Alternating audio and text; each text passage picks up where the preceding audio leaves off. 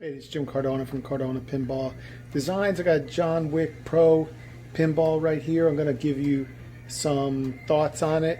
I haven't, I made a video of it a while ago and then I didn't post it just because I wanted to spend some more time on the game. So right now this is, I guess the code supposedly is not finished.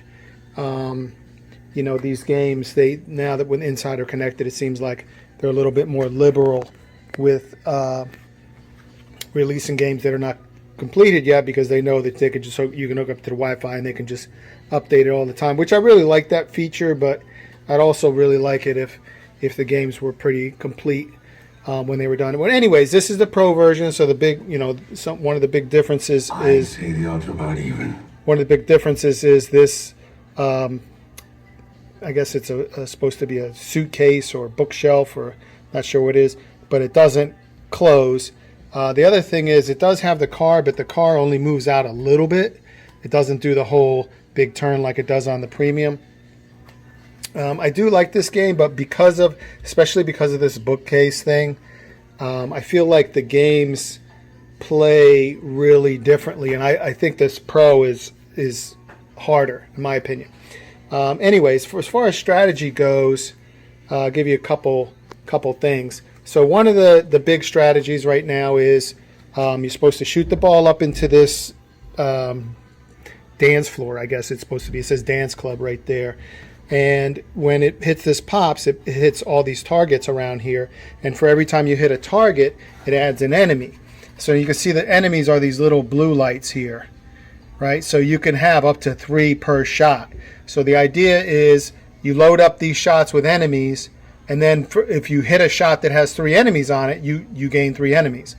After a certain number of enemies, like 15 or 16 are made, then you can fight one of the bosses right here, these guys here. And the way you would, so once you've made that 15 or 16 enemy shots, then this administration shot right here, where it'll start flashing administration, you shoot it in there, it starts one of the enemies.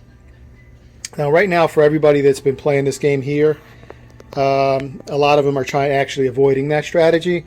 The reason being is not that it's not lucrative, but once you start one of these boss enemies, you can't start another mode simultaneously. So what most people are trying to do is this game's a drain monster, so they're trying to start moldy balls as much as they can.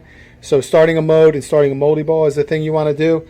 And unfortunately, the way the code's written now, once you start one of these bosses, they're not moldy balls, they're single ball modes, time modes. And if you could start a moldy ball after that, it'd be awesome. People would do that, but it's kind of, I even hear the comment of people saying like, oh, I accidentally hit administration and now I gotta wait for it to time out because I don't want to do that, unfortunately. So what most people are doing is they're starting your regular modes, which are hit this bookcase, briefcase, whatever it is, until you get all the 3 lights solid. Once you do that, then it'll start flashing. This scoop area will start flashing. You shoot it in there, that starts your mode, which is going to be like a task or something. And then immediately start one of the moldy balls. Now the 2 main moldy balls that everybody's starting is the one off of the car. So you hit that a bunch of times. And this is one thing I don't like about the game, is it tells you on the screen how many more shots you have to hit the car. But other than that, there's not any indication on the playfield. You do have these 4 lights, but like say if you have 3 more, say sometimes each one of these lights stands for 2 shots, sometimes it's 3, you know, like, so you could have the 3 lit and the last one flashing, and you still might need to hit that car 3 more times. So that's not, to me, is not that great of an indication. It does say it on the screen, but you know, I would have liked, I don't like looking up at the screen, to be honest with you. The other one is right next to it, which is this Winston, the hotel, and it spells out Winston, which is the character who's like the maitre d' of the hotel. And that one's pretty good. Usually there'll be, like, when you first start, there'll be just everything's lit except for the O and the N. So, you know, you got to hit that captive ball 2 times. Once you do that, then the center ramp shot will light, This flashing light will start flashing. You shoot that shot, and then that gives you a ball lock. And the ball locks are indicated right here, up here. So the indication on the playfield for that is great. But you got to lock several balls. Do 2 more here, lock a ball, 2 more, and then do the third one that gives you the moldy ball. So most people are trying to set up, get a couple balls locked, and have this shot flashing. Start the mode, shoot the flashing shot. You start your moldy ball with your mode.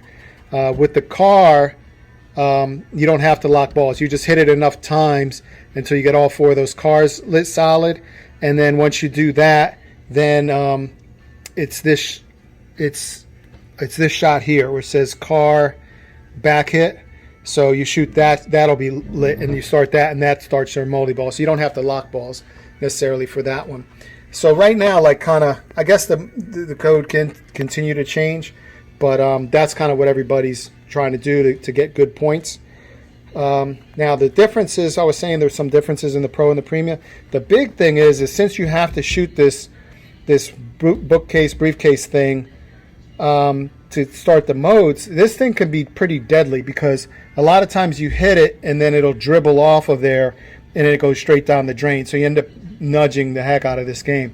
So one of the things most people are doing is going off of this left flipper, trying to hit the top of this bookcase pretty hard, which then it'll ball just go in there, eject back out, and go around. You know, you can, if you could pass it over, then do that again.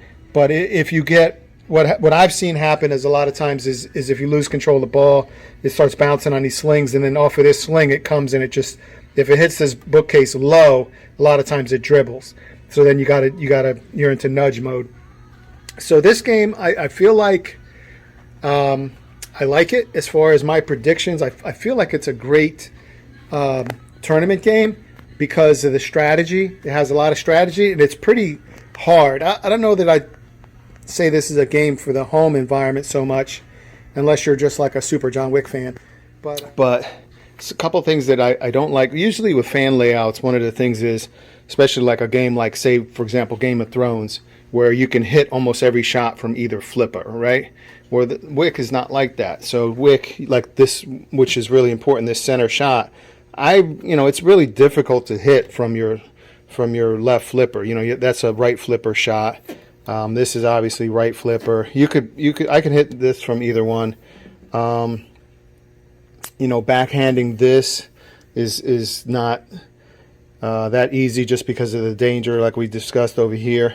Another thing I wanted to point out is this dance club area. When the ball dribbles out of here, usually if it'll either hit on this thing and kind of go that way, or if it'll hit here and go this way. But if it doesn't hit either of them things, time to nudge, baby. This game is nudge, nudge, nudge. If it doesn't hit either of those things, it's time to nudge. If you don't make it all the way up this ramp and it's coming back at you, it's time to nudge. Like all of these shots, these ramps, if you don't make them, it potentially can come straight down the middle. Your 2 locks between this car comes, it'll fling the ball back, not as hard as like a War Machine, where it really flings it back at you. Not that hard, but it's just a little bit of randomness there. Same thing with this captive ball. A lot of times I'll hit it and the ball will kind of go between the car and the ball, and it'll pause for a second, and then it'll kind of dribble out, and then where does it go? And it could come down the middle. So it's a skill thing. It's a nudge thing. I do like the fact that you got to nudge a lot on this game. It adds more than just doing the 2 flippers. So I do like that. But for a home environment, I'm not sure. I think it's a great tournament game, and I think it's going to get better. But as far as a home environment, it's not really, it's not for me. But as far as my opinion, I do like the game. I like it here because it's at the Delaware Pinball Collective. So it's a great game for tournaments, for leagues, stuff like that. The game it's difficult, but it has a lot of strategy. I like a game that you do have to nudge. You have to, it's not just pushing the flippers. So overall, I really like the game. So I guess when the code gets a little more robust, I'll do another review and let you know how